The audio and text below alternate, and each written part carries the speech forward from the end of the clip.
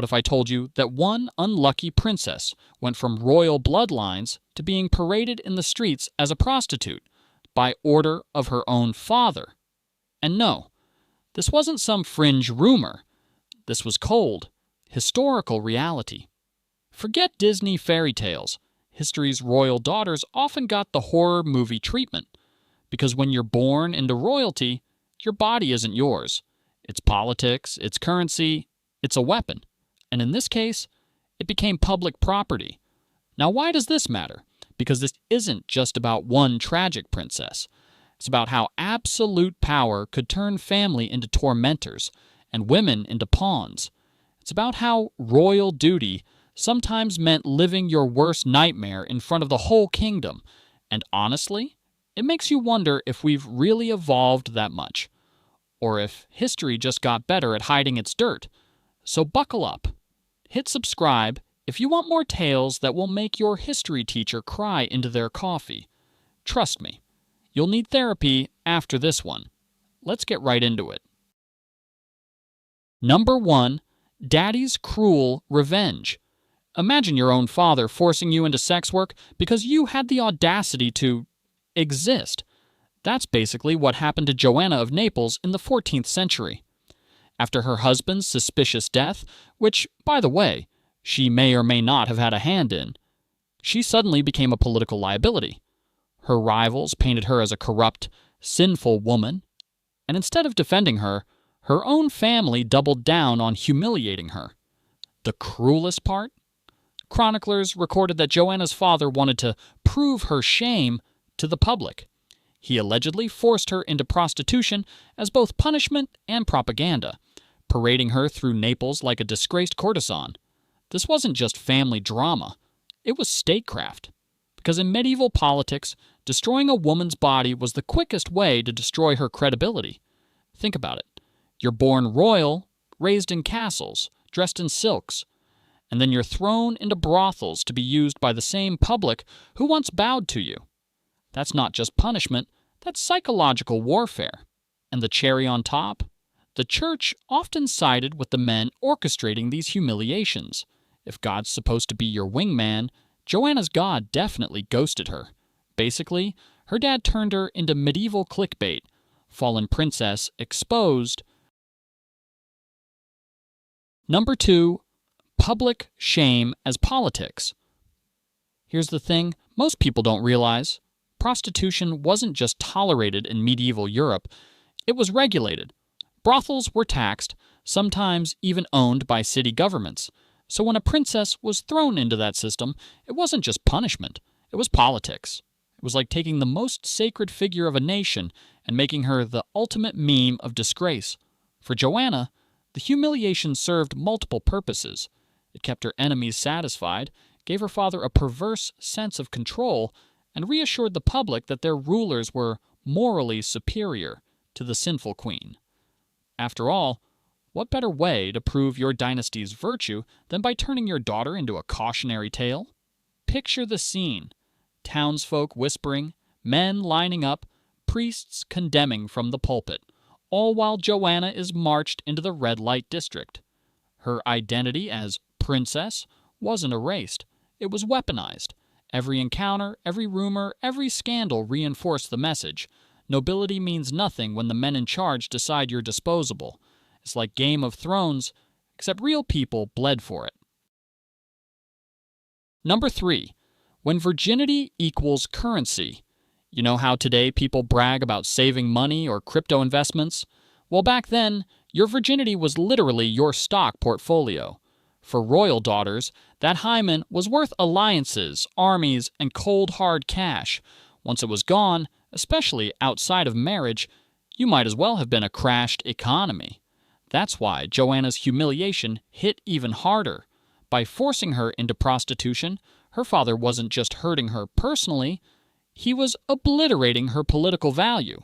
No foreign prince would marry a woman who had been shared with the public. Her body had been turned from a dowry into damaged goods. In fact, some chroniclers gleefully recorded that her worth as a bargaining chip had evaporated overnight. Imagine being reduced to a walking banknote, and then having your father rip it in half in front of the whole marketplace. It's brutal, it's dehumanizing, and yet it was disturbingly normal for the time. Royal women weren't treated like people. They were treated like treasure chests with legs. So yeah, when your virginity is a balance sheet, and your dad basically sells it off to spite you, medieval therapy bills would have been astronomical. Number 4, the church's silent applause. You'd think someone might step in, right? Maybe the church? After all, they loved to police morality. Spoiler, nope. The church actually thrived on these scandals because they made excellent sermon material. See this fallen princess? That's what happens when women defy their fathers and God. Cue applause from the pulpit. Prostitution was considered a necessary evil, like a sewer system for men's lust. So, in the twisted logic of the era, Joanna's degradation wasn't just tolerated, it was seen as divine justice. Priests could wag their fingers at her sins while conveniently ignoring the men who lined up to take advantage of her, because apparently sin was contagious if you were a woman, but invisible if you were a man. It's the same double standard that still lingers today. A princess turned prostitute became a sermon prop, a political tool, and a symbol of what not to do. Her humiliation fed the egos of both state and church, locking her into a cycle of eternal shame. Basically, the church didn't just stand by, they handed out popcorn and tickets to the show. Number 5, weaponized rumors. If you think high school gossip is brutal, try medieval propaganda. Back then, rumors were as deadly as daggers. Chroniclers, the medieval equivalent of bloggers with quills, gleefully scribbled tales of Joanna's sins, whether true or not. Did she really kill her husband? Did she sleep with half the court? No one cared. What mattered was that the stories stuck, and once they spread, she was done for. Her prostitution was the centerpiece of this smear campaign. Imagine the whispers, "Oh, have you heard? The princess is working in the brothel now." That kind of gossip traveled faster than pigeons on Red Bull. And since most people couldn't read, oral storytelling amplified the humiliation. Everyone wanted to share the spicy scandal about their queen. It wasn't just scandal, it was strategy. By painting Joanna as a living cautionary tale, her enemies didn't have to lift a sword. They destroyed her with words, with stories, with the medieval version of tabloids. And honestly, they did it better than TMZ ever could. So next time you think your group chat drama is bad, remember Joanna. She was trending before hashtags existed. Number 6, luxury to misery. Picture this. One day you're reclining on velvet cushions, dripping in jewels, feasting on roasted peacocks. The next day, you're in a stinking brothel, your body auctioned off to sweaty townsfolk who smell like onions and regret. That was Joanna's whiplash. Royal life was supposed to mean privilege, but it was also precarious. One bad political turn, one rumor, one angry father, and suddenly, you're out of the palace and into the gutter. The contrast wasn't just humiliating, it was intentional. The public needed to see that even royalty could be dragged into filth. It was the ultimate lesson in obedience. If it can happen to a princess, it can happen to you. The misery wasn't just physical. It was psychological torture. Every silk dress swapped for a rag, every banquet replaced with crusts of bread, every title erased with jeers of whore. That's not just a fall from grace. That's a nosedive into hell. Basically, her life went from Netflix royalty drama to an episode of Hoarders, Brothel Edition. Number 7, sex as punishment. Here's the twisted irony. Sex, which was supposed to be private and sacred in medieval Christianity, was also one of the most common punishments. Forget prisons or fines, disgracing a woman's body in public was the nuclear option. And when it came to Joanna, that nuclear button got slammed repeatedly. By forcing her into prostitution, her father wasn't just punishing her body, he was punishing her soul. Every client, every night, was a reminder that she had been stripped of dignity.